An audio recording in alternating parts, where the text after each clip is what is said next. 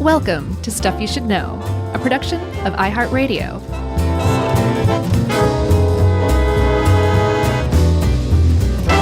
Hey, and welcome to the podcast. I'm Josh Clark, and there's Charles W. Chuck Bryant and Jerry Jerome Rowland, and you put the three of us together, put some super glue between us, hold us together for an hour and a half. Oh, boy. You got an episode of Stuff You Should Know. I love Olivia helped us with this. I love her title of this one. It was titled The Awe-Inspiring, Absolutely Crucial Amazon. Yep. And that's what we're going to talk about. This amazing biome about the size of the continental United States. Mm-hmm. That is, you want me to keep going? Yeah. That is so big that it has...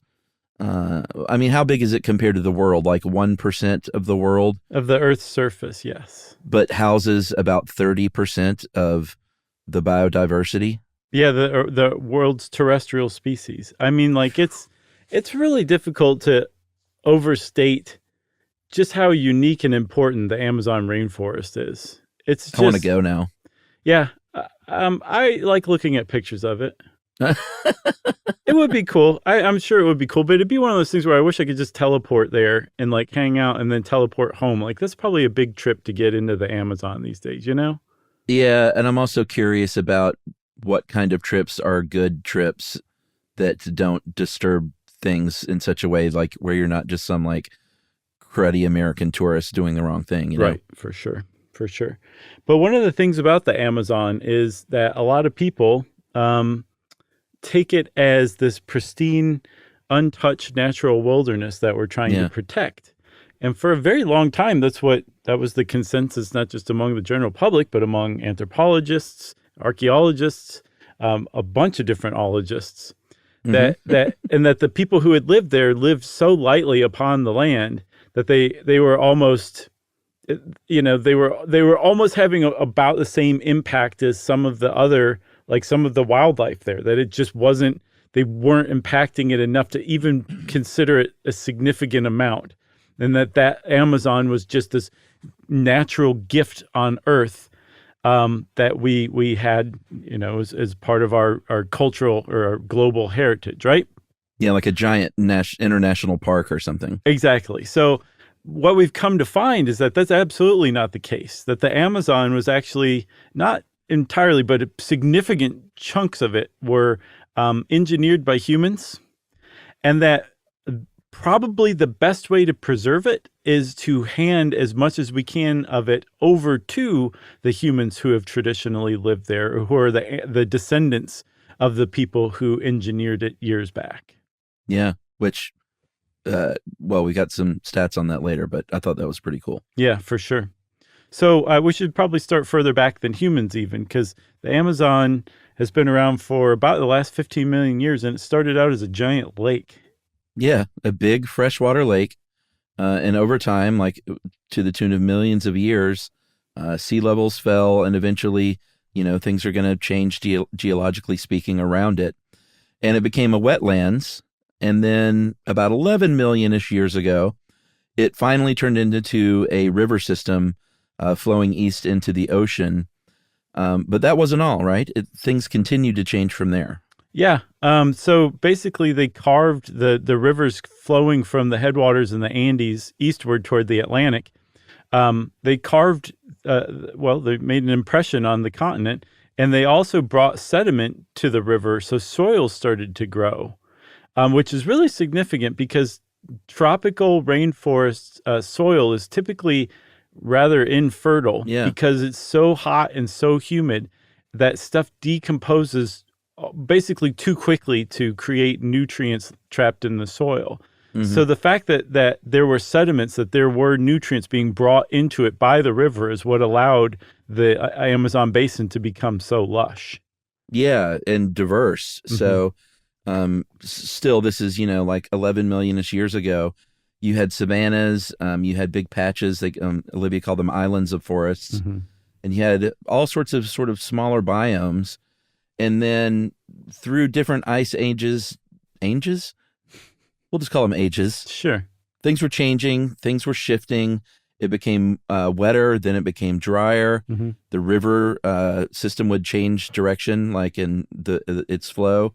And basically, if you go back about 5 million years is where you finally get to the point where the Amazon, kind of as we know it, speciologically speaking, I don't know if that's a word, but that's kind of where things started as far as what we know lives there today. Yeah. You would, if you went back 5 million years, 4 million years, you would probably recognize it more than you would have, several million years before that. Yeah. So for the past 13,000 years, at least, humans have been shaping the Amazon as well. We've talked a lot about some of the lost civilizations of the Maya and other Mesoamerican groups, indigenous groups. Well, they were no strangers to the Amazon basin. And so in much the same way that we've discovered ancient Maya cities, we've also discovered other ancient cultures in the Amazon as well. We'll talk a little more about them in a second, but one of the big marks that humans left on the Amazon was something called Terra preta, which is black soil in Portuguese. And black soil refers to highly fertile, highly productive soil found in huge swaths of the Amazon basin that were basically created. These soils were created a couple thousand years ago. They're still fertile today. You can still put a plant in this soil and not fertilize it, and it will grow very, very well, which again is really uncharacteristic for an Amazon rainforest. So they started looking into it, and they found that there was a technique that was either purposeful or accidental. Either way, it created this terra preta, where they would create landscapes of biochar. They would do these low-intensity burns that didn't burn trees all the way down into ash, but left huge chunks of charcoal, which got subsumed into the soil along with food waste and sometimes broken pottery, and that would hold this organic available carbon in the soil, again, for thousands of years. And I feel like the consensus is leaning more toward this was a purposeful thing that they did to create the soil, because we also know that they used it for agriculture too. Yeah. So the thought that it was just hunters and gatherers for many, many tens of thousands of years is looking like that's not true. And it was more hunters and farmers. Right. They probably did some gathering as well, sure. I imagine, if there was something to gather. Yeah. They weren't like, I'm not gathering anything. It's not part of the job description. Right. We know how to plant things. We know how to engineer this great soil. Yeah. But there is evidence that they were, domesticating plants back as far as like 6,000 BCE. Mm-hmm. And on the same note, there's just so much we thought we knew about the early indigenous peoples of the Amazon that was completely wrong, as it turns out. And one is like how many people were there and how they lived. And what they basically kind of come to the conclusion now after, a couple of hundred years of thinking otherwise is when Europeans would encounter like a sort of smallish tribe of disparate people, it wasn't just that they were roaming around the Amazon, it's that they were displaced by those very Europeans, and that at one time there were groups in the Amazon that numbered in the 2,000 or 3,000s, and that those groups lived near enough to each other where they were larger groups of up to like 1 million people that were like building roads and using sort of rudimentary tools and planting things and building 6-story high complex structures. Yeah, there's one particular complex called the Llanos de Mojos.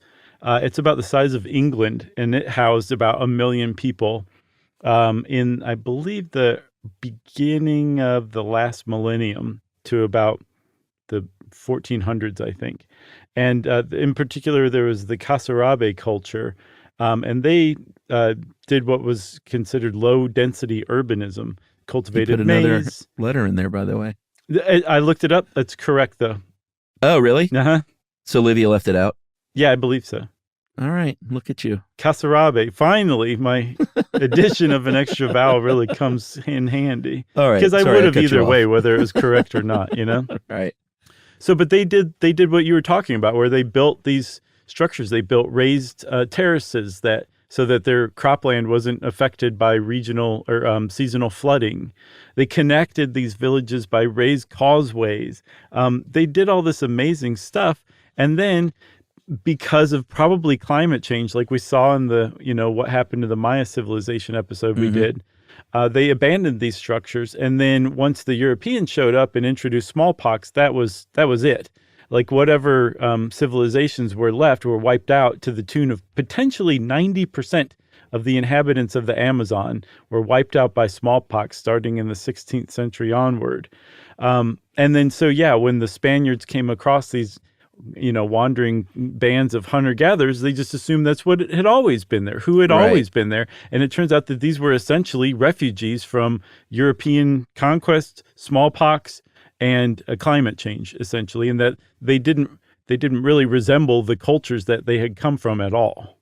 Yeah, and not only that, but the Spaniards were writing about these big interconnected roadways that were maintained and wide and usable between these different villages, and they would write about those. And for a couple hundred years, people were just like, scholars and researchers were just like, yeah, they clearly mistook it, or that just definitely wasn't going on. And now they're thinking like, oh, those probably were roads. Yeah. I mean, it's one of those amazing reversals of understanding that you rarely find in history, where these stories of legendary lost cities actually were true, and we're finding them now. It's pretty thrilling, actually. I mean, from a historian's point of view.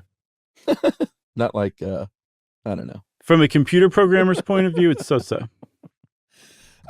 So that gets us kind of where we are today, which is the Amazon rainforest is in 9 countries in South America. Most of it, 60% of it, is in Brazil. And then the rest is divided among Bolivia, Venezuela, Colombia, Peru, Guyana, Suriname, Ecuador, and French Guiana. Right. Is that right? Yeah. Yeah. I think they just spell it differently because they're Le Francais. Yeah. And that's 2 million square miles, not acres, my friends, square miles. It's so mind-boggling. That, like we said, has about 10% of all known species on planet Earth reside there, and 30% of terrestrial land-walking species. There's a really great stat that seems to be accurate. I don't think it's just one of those copy-paste stats. The ants one? Yeah, on certain bushes in the Amazon, you may find more species of ants on that one bush than you'll find in the entire British Isles. Yeah. That's how biodiverse this area is. Yeah, that's one of the reasons. Like, I do want to go visit because it sounds amazing and life-changing, but then when I think of, and I'm not necessarily afraid of insects or anything, but I think it's so buggy and insecty, it's even someone who's not too bothered by it can kind of be pushed over the edge. My friend, the largest spiders in the world are found in the Amazon, in particular tarantulas that are 13 inches or about 33 centimeters across. Can you imagine seeing a tarantula coming at you that's a foot across? I would just be like, just kill me now. I know you can't kill me, but please figure out a way to kill me, tarantula. Oh. Because they're not actually deadly to humans. They're what? They're not deadly to humans. They're just terrifying looking. No, they're deadly in that you die of cardiac arrest right. when one of them sinks their fangs into you and looks at you with their, I don't know, what do they have, like 200 eyes? At least. Yeah. So the life in the Amazon rainforest, and in all rainforests really, are divided up vertically. Like there's basically different ecosystems from the tops of the trees down to the forest floors. They're so radically different that just going up and down a single tree, you find all this different kind of life. And not only different kinds of life, different climates, depending on where you are. If you're at the top of the rainforest in the overstory or the canopy, that's a much different world than it is down at the shrub level. It's pretty interesting. Yeah, I guess we should start at what you said was the overstory, or that's also known as the emergent layer. Where did Orlando Calrissian live? Sky City or something? Yeah, I can't remember. Okay, that's basically that. Yeah. boy, I'm sorry, Star Wars people. I'm a Star Wars guy, but I don't remember all that stuff. I think it was Sky City or Skyville, USA, something like that. Yeah, Scott. He's like, did you get your T-shirt when you flew in? Yakov Smirnoff is playing tonight. So there are, we're talking tall trees, a couple of 100 feet tall sometimes, that limbs spreading out 100 feet wide, blowing and dropping seeds all over the place. Then under that, you're going to have your canopy. That is where you have your overlapping tree branches. And this remarkably holds 60 to 90% of life in the Amazon lives in the canopy. Isn't that nuts? In the canopy. It's crazy. Yeah. And also, I saw that these branches just appear to overlap, especially from an airplane overhead. But if you actually could walk from tree to tree, you would see that none of the trees touch. There's like a few feet difference between the trees in the canopy, and it's a mystery. They have no idea exactly why the trees don't grow touching one another. They think that's probably to keep from diseases from spreading, or like, destructive beetles from being able to climb from one tree to another. But they actually don't touch, and they stay about a foot or so, a couple feet away from one another on all sides. Isn't that fascinating? Oh, I figured they overlap, meaning they don't touch, but they overlapped vertically. Oh, yeah. They'll do that, but they don't actually touch. Oh, yeah. Okay. They just go, I'm not touching you, to one another. Right. Okay. The canopy, like you said, is a completely different environment. You're going to have all kinds of fun birds and lizards and sloths and monkeys and all kinds of creatures and plants up there, 100 feet up sometimes. It's much hotter. You talked about the different climates, much hotter and much drier during the day. And there's a lot of canopy out there. So the visibility is very poor. Right. So there's a lot of noise because they're all chirping at one another. Yeah, and 100 feet up at the canopy, and then, another 100 feet at the overstory, there's a lot more wind. It's really being blasted by bright sunlight. And that's just, again, a different world from underneath the canopy on the shrub layer, the forest floor. It's really humid. The light is dappled. It's very rarely direct in places. And for that reason, you have like a much steadier kind of climate than you have at the top. And that's where that decomposition happens really, really fast, so that forest soils don't hold in nutrients very well. Yeah, and I don't think we mentioned that there is a lot of life in the overstory as well. You're going to find monkeys up there too. There can be a snake in a tree just living his life 180 feet up in the air. And bats, insects, eagles, all kinds of birds. Something else I found, Chuck, that I thought was fascinating is that the study of rainforest life is still kind of in its infancy, because it's so hard to consistently get to these places to study this life. Yeah. Isn't that fascinating? It is. Apparently, and, good in a way. I saw that now that drones are here, especially little handheld drones, it's making it much, much easier and less destructive, to be honest. Yeah, that's true. So they'll probably advance, but there's still a lot more to be learned in that field. Yeah. I guess we should talk about rain. Yep. Because it's a rainforest, and it does rain a lot compared to the most rainy state in the United States. Do you know what that is? Texas. It is Mississippi. Atlanta's pretty high up there, too. I think Atlanta's top 5 or 6. I believe it. I call it the Seattle of the South, man. Well, this is talking about total rainfall. I think that's the, if you live in the Pacific Northwest, you understand this. But if you just think like, Atlanta, it rains a lot more than in Seattle and Portland, but they have more days of rain, more of those drizzly sort of dark days.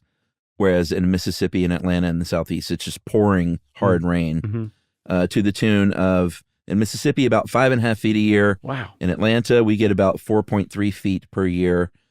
In the Amazon, they get between 6 and 10 feet of rainfall a year. That's so nuts. So up to double what the rainiest state here gets. And most of it close to it. From December to May alone during the rainy season. Yeah, I mean, that's packed in 4 or 5 months? Yeah. It's rainy. Pretty impressive. But I don't know if it's the time to visit or not, but it does not rain much in August. That's the driest month, and they only get a couple of inches in August. Yeah. So I say we take a break, and then come back and talk some more about the Amazon rainforest. What do you think? Let's do it.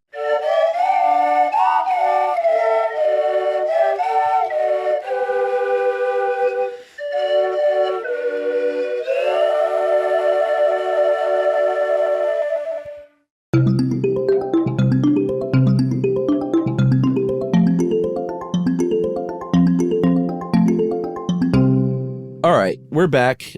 We've talked a lot about animals. We're going to talk more about animals and birds and insects and all that stuff. Mm-hmm. But there's a lot of people in the Amazon rainforest. And again, like you, I think I sort of pictured it as, these largely undisturbed tribes that are still just hunting and gathering. Mm-hmm. And that's all. But that's not true. About 34 million people live within the ring of the Amazon rainforest. Yeah, that's nuts. There's a whole city, Manaus, Brazil, has a population of 2 million in the Amazon. And then I think out of those, how many people did you say live there? 34 million? 34 total. Between 1.5 and 3 are indigenous people who have lived there. These are like their ancestral lands. And a good 100 of the, I think 350 to 500 distinct indigenous societies in the Amazon are uncontacted, which, if you'll remember our Man in the Hole episodes, both of them, I believe. I think we did 2 episodes on them. They uncontacted doesn't mean like they're not aware people exist. They don't want to have anything to do with outsiders, usually because of a terrible thing that befell them and or their families. Yeah, they're thanks but no thanks tribes. Exactly. So I think like 35% of the Amazon right now make up indigenous territories, which is good for the Amazon because, as we mentioned at the outset, one of the things they figured out is the best way to preserve the rainforest is to hand control of it over to the indigenous groups. So you can chalk up about 35% of the Amazon is safe right now. Right. If animals are something you like to talk about, then the Amazon is a pretty great place to be because there are a lot of fauna and megafauna in the rainforest. And one of the stars of the show is certainly the jaguar. Yeah. No? For real? The jaguar. The jaguar. Yeah. If you're buying a car, it's a jaguar. Yeah, the jaguar. I don't know. I don't know where we got the wire from, but that's what we say, right? Yeah, that's how we say it. And this is just a beautiful, beautiful beast that used to be much more common, sadly, in the southwestern U.S. even, all the way down to South America and places like Argentina. But about 40% of their range has been lost. Yeah. In Central and South America, and not over hundreds and hundreds of years. This is in the last like 30 or 40 years. Yeah. And now they are considered near threatened. And these animals like to move a lot. So they have huge extensive ranges of hundreds of kilometers, but they just don't have that much area anymore. Yeah, no. There's about 10,000 of them in the Amazon, which is now their largest contiguous area of habitat. But because the jaguars get so much attention, some of the other ones get ignored unless you start to dig beneath the surface. And when you do, you'll find there's the jaguarundi, the ocelot, the margay, the ancilla. And that last one, the ancilla, is a little like 5-pound cat with a leopard coat that is just adorable, standing on a little tree branch. Yeah. They're all very beautiful, for sure, animals, but they vary in different sizes, shapes, coats. But a lot of them look like they have a house cat head on like a mini leopard body or something like that. It's kind of cool.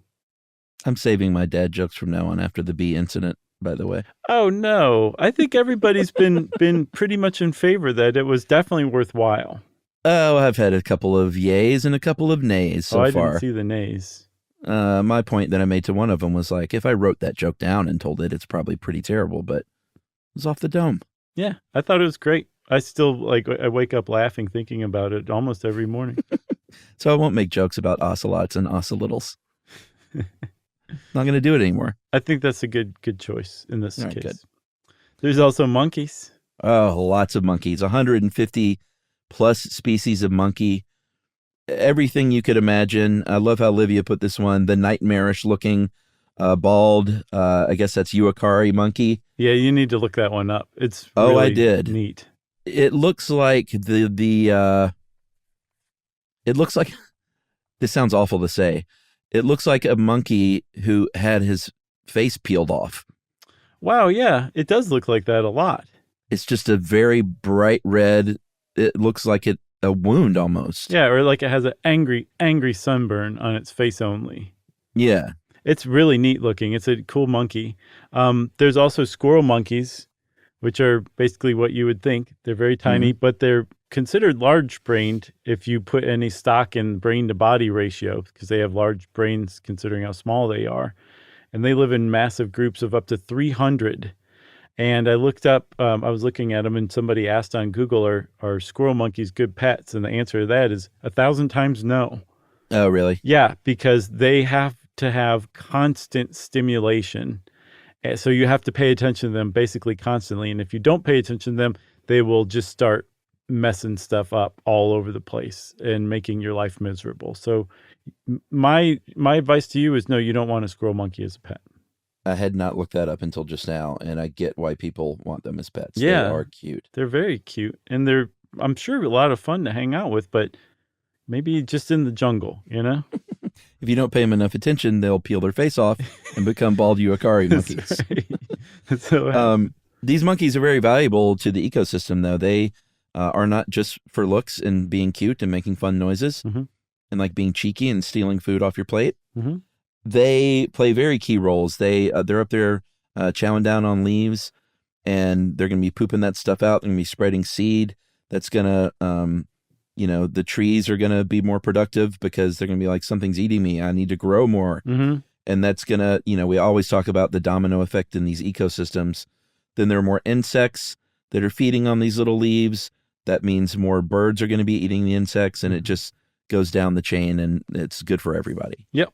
They also eat seeds or fruits and then poop the seeds out, which plants more trees. And they benefit humans by sampling dates to find out if they're bad and poisonous first. I told you we just watched that recently, and that scene was tough. The only solace was that it was a Nazi monkey. Yeah. And even my daughter at 7.5 was like, yeah, that monkey was no good. Yeah. Speaking of movies, I saw that on the plane on the way out, and then on the way back, I saw Raiders. You watched it? Yeah, I watched like the first third or half or something like that. Yeah, that's good comfort food. And then on the way back, I watched Everything Everywhere All at Once. For the first time? Yeah. That's is great. One of the most magnificent movies I've ever seen in my life, man. Oh, I hate that you had to see it on an airplane. It was fine. I was, I had something in my eye for like the last third of it. And like gosh, anybody who has not seen that movie, see that movie and just make sure you're wide open for it. Oh boy, it was great. I saw it in the theater. I never got used to the hot dog fingers. I thought that was so great. Spoiler alert. There are hot dog fingers.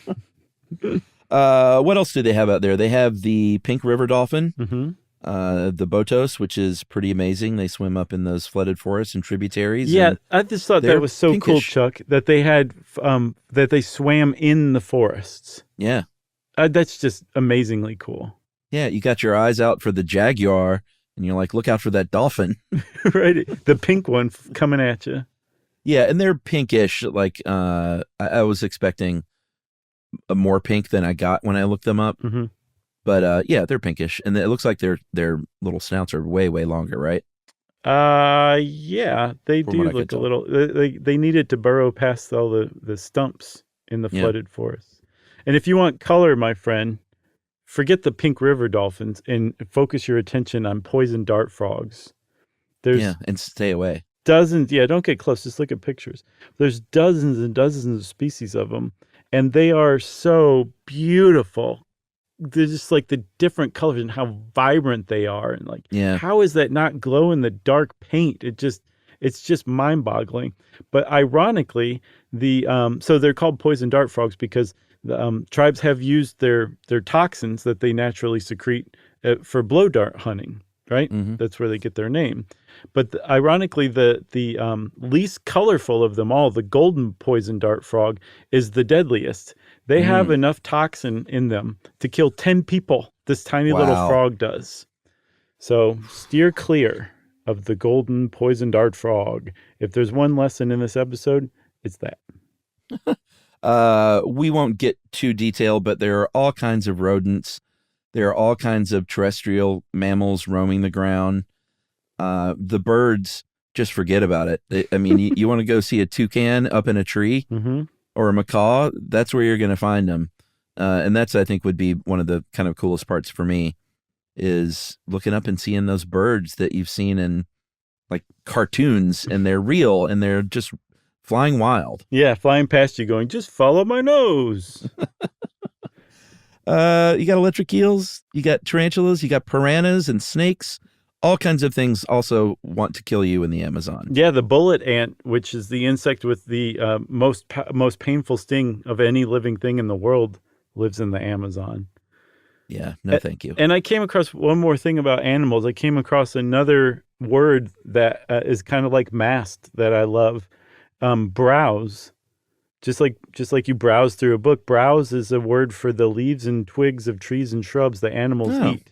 I like that. You got browse, you got mast. Put it together, you got a dinner for a tapir. What's a tapir? You might as well go ahead and say. So it looks like it looks like a pig with a short elephant trunk, but it's more related to horses and rhinoceri. Yeah, I think we should do something on piranha at some point. Maybe a shorty. The movie? Well, we'd have to mention it. Sure. But yeah, because I think piranha are misunderstood, and growing up in the 70s and 80s, probably because of that movie, like I think there was the notion that it's like playground stuff that you hear. Like if you fall in a pool of piranhas, then you'll be bones in 5 minutes, and that kind of thing. And I don't think that's true, because I always kind of had that notion. And then when you would see people in the rivers of the Amazon where there are piranha, I would just be like, what are you doing? You're about to be bones from the waist down. And that's just not the case. I think the coolest, creepiest thing about the piranha is when you go to an aquarium and you see them and they're not moving. Because you're used to fish swimming around, and those piranha are just motionless in water. I've never noticed that before. Wow. Yeah, it's very, unless those weren't real piranha. They were just wax piranha. Were they on a string? Yep.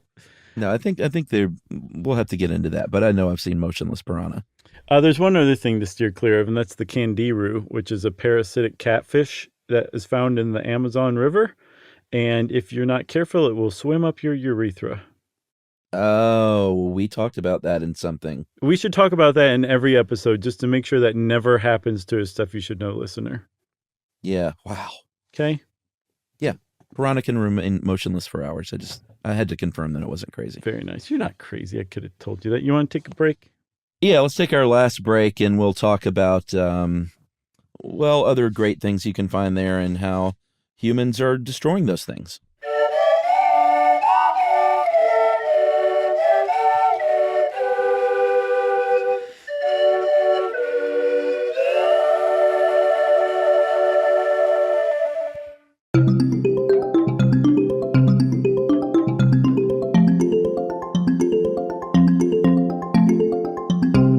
So, Chuck, we talked about how biodiverse the Amazon is, and that in and of itself is worth preserving. Just the fact that there's that many animals and that many different animals, and I think 400 billion trees was the estimate? Yeah. Just that there's all that life that lives there, it makes it automatically worth protecting. But just within biodiversity, there's even more reason to protect that life, because when you take all those different animals and all those different trees and you put them together on this one type of geography and topography with these different types of climate, and you put it all together, you have a very unique biome that produces all sorts of ecological services that humans benefit from, like drinking water purification, decomposition of waste, getting rid of parasites and disease. All these different amazing things that the Amazon does comes from the biodiversity, all the interactions of all these different types of animals that have evolved to fill these different ecological niches in these ecosystems, and it produces all these benefits from us. So there's number 2, and the list just keeps going from there. Yeah, I mean, medicines that we use, a lot of these have come from the Amazon, and That's what that Sean Connery movie was about, is the cure for cancer just somewhere in some jungle waiting to be discovered. You've heard of ACE inhibitors, which can help control hypertension. That comes from studies of the venom of the fer-de-lance snake, led to the development of that. So that's just one example of the many medicines that we've derived and synthesized from the region. Did I say region? I'm getting very fancy. And other things we can learn. Livia pointed out another cool example of something that we haven't figured out yet, but the leaf-cutting ant, which I think we talked about in the ants episode, they avoid leaves with that are naturally antifungal. And so when they're harvesting this vegetation for their fungus farms, they know to stay away from those. We don't quite get how they do it, but we could study them and learn that, and maybe even learn how to control fungal growth where we need it. Yeah, it's going to be a future treatment for athlete's foot just around the corner. Maybe. And you'll notice, everybody, like, you might be waiting for us to be like, and it's the reason we can all breathe thanks to all the oxygen. It actually is not true. Yes, the Amazon puts out a lot of oxygen for us. That's great. But the reason we are all here on Earth breathing is because of ocean algae.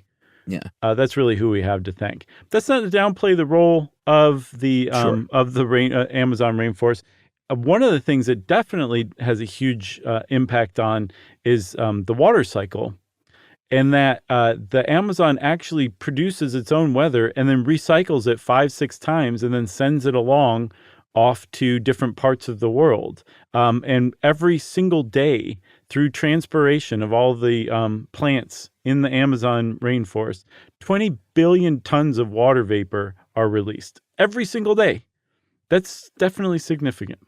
Yeah, it affects rain as far as the Midwest of the United States, and all the way down as south as Argentina, apparently. Yeah. The big sort of benefit and now concern of the Amazon, though, which is what has been on the radar of humans for a while, and there's been a lot of awareness in the past few decades around it, is that it's a carbon sink, a really, really important carbon sink for planet Earth, to the tune of about 123 billion tons of carbon and just buried in the ground there. Yeah.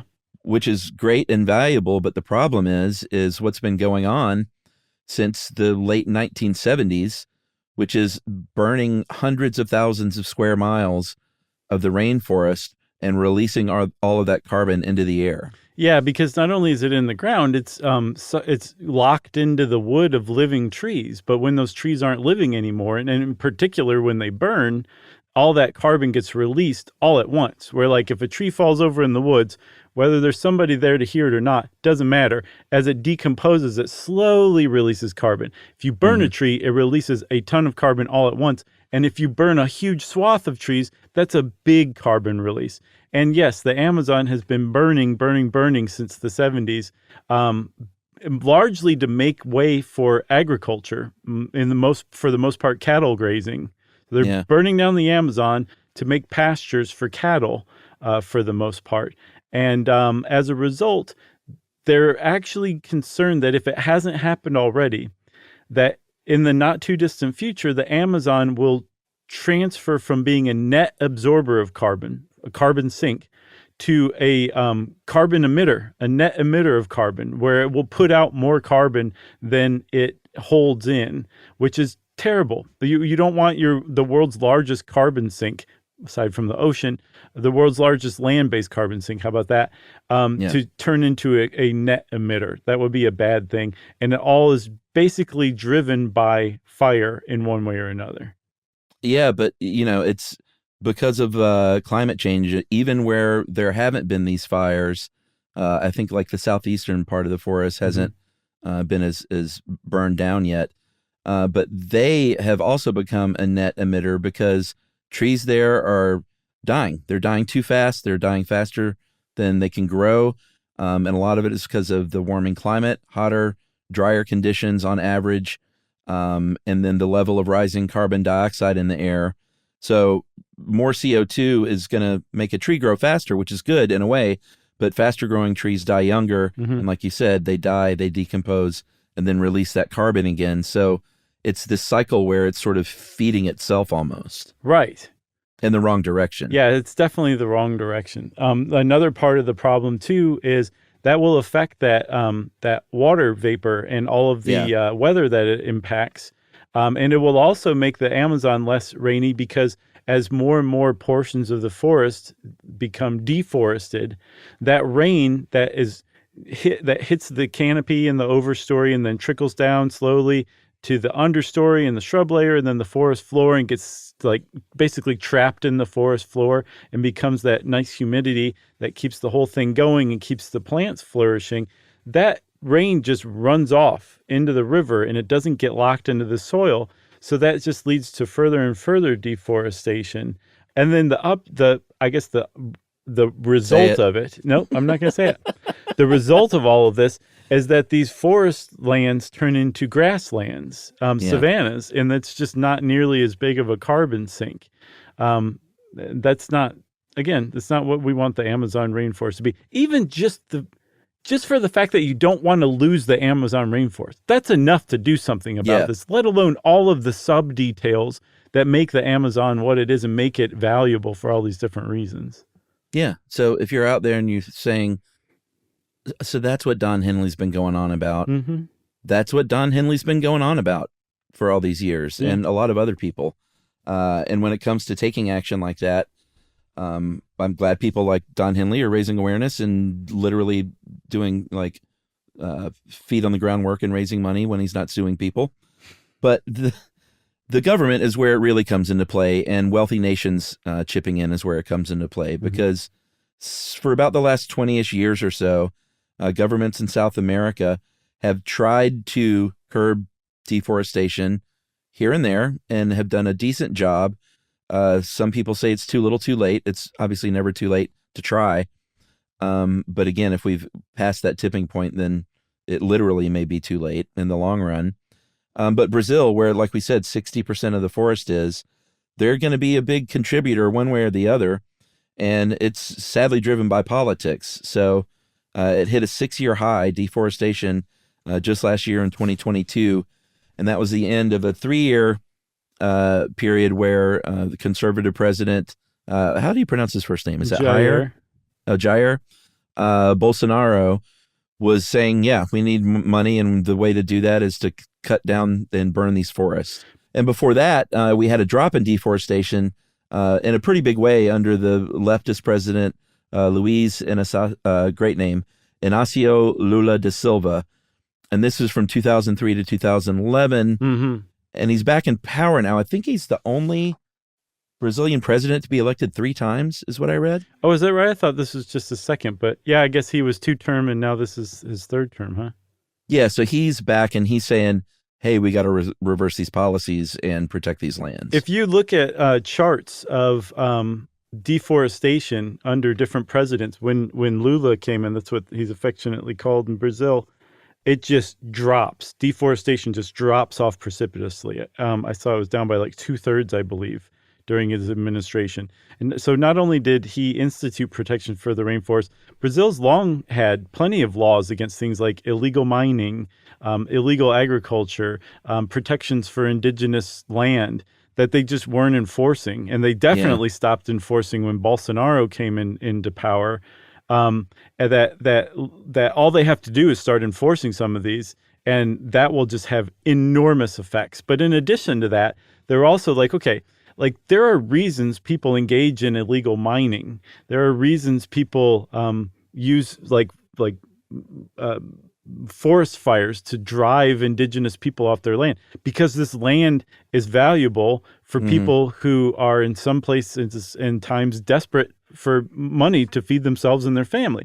It's not totally not ununderstandable, especially on a more local level. When you get into like large politics, it's all just disgust and greed. It's the definition of greed, of demolishing a global good for personal gain.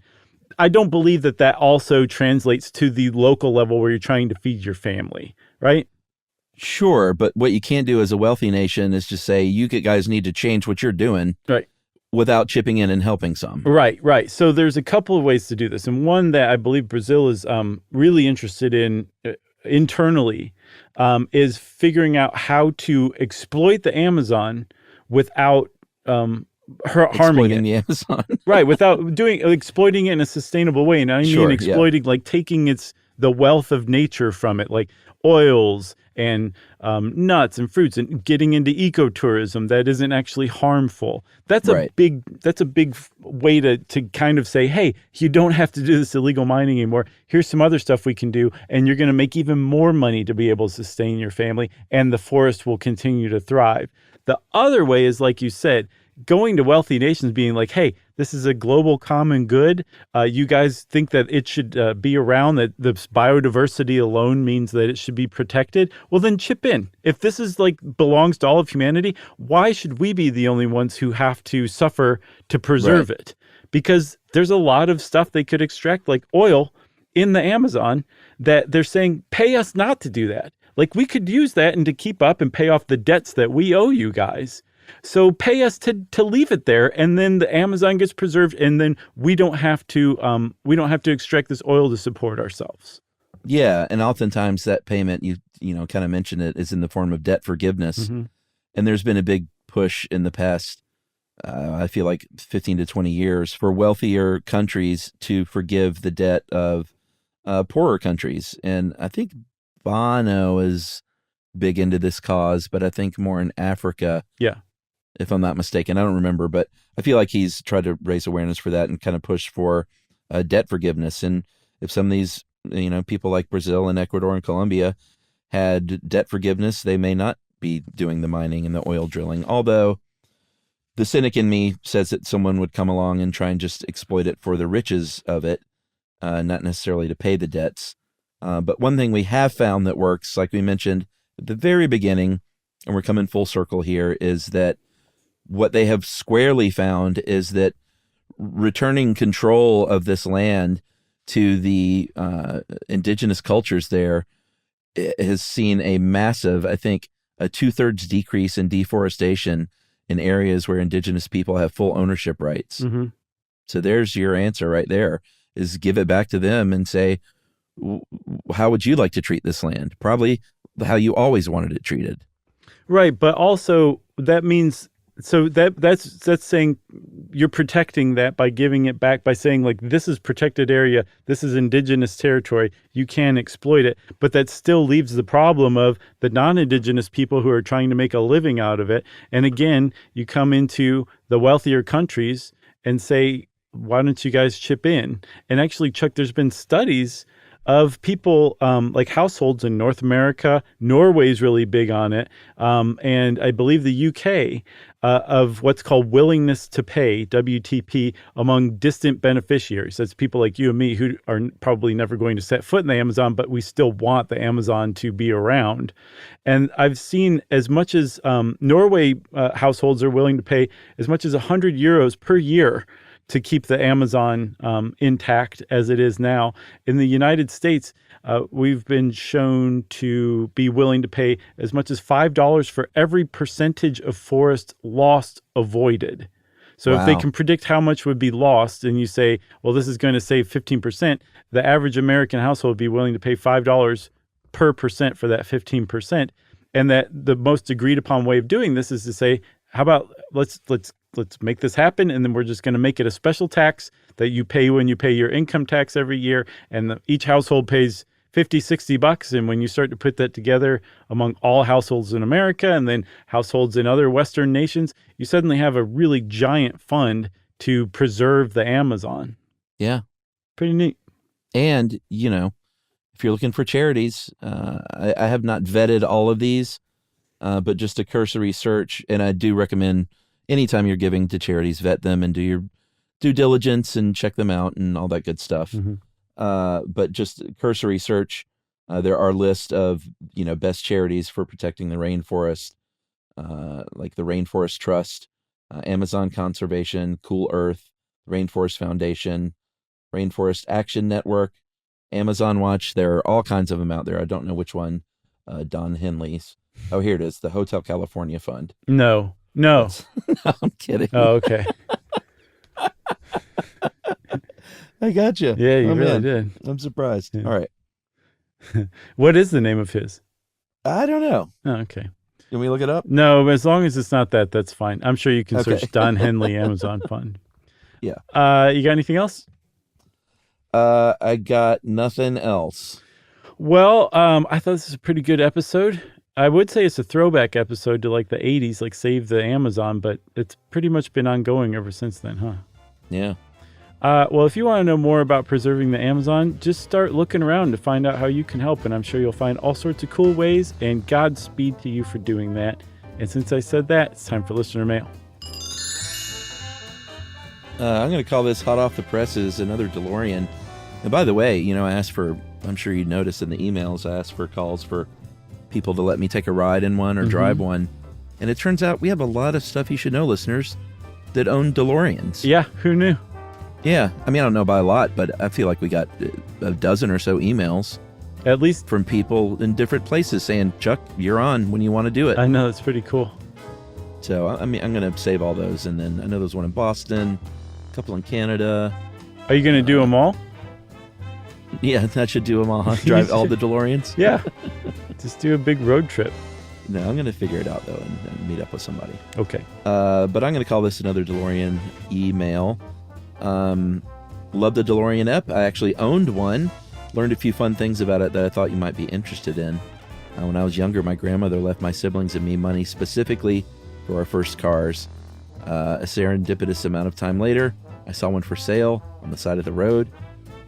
A collector of World War II cars was thinning out his car collection, and of course I wanted it. As a sound financial investment for a pre-driver's license teen, I was 14.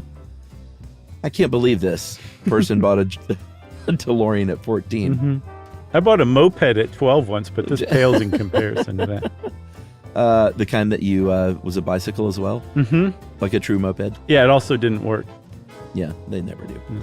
As a sound financial investment for a pre-driver's license teen, my mother agreed to spot the rest of the $16,500. Wow. As soon as we could, we got a McFly vanity plate for it. My sister drove us around town for a joyride. I love this person pre-bought a car before they could even drive. Yeah. A DeLorean, no less. Yeah.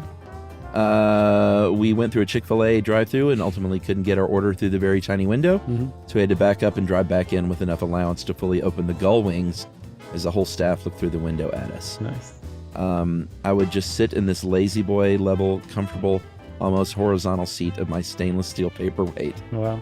And here's a few fun facts. There's a sign behind the seats that says, "This vehicle is negative Earth." Hates Earth. Still have no idea what that means, is what Kat says. Mm-hmm. There's a 1 foot by 1 foot by 1 foot-ish safe that the DeLorean key opens hidden directly behind the driver's seat. Oh, wow. Man, I had no idea about any of this. Didn't know this either. And there was a red button on the center console. I don't remember what it was supposed to do because it didn't work. It was just an unlabeled red round push button. Wow. It's just daring you to. Oh, man. I always wanted to put a little Acme Co. sticker. I'm sorry, a glass case and a tiny hammer around it, for emergencies. Mm-hmm. So that is from Kat Chafin. Wow. And that's a great email, Kat. This may be the best DeLorean email we got. Hands down. I mean, everybody else's DeLorean email was pretty great, but this was...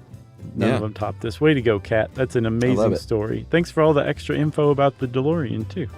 Didn't know about that safe. I'm sure there was never cocaine in those safes. Never. If you want to get in touch with us like Kat did, you can write us an email, too. Send it to stuffpodcast@iheartradio.com. Stuff You Should Know is a production of iHeartRadio. For more podcasts from iHeartRadio, visit the iHeartRadio app, Apple Podcasts, or wherever you listen to your favorite shows.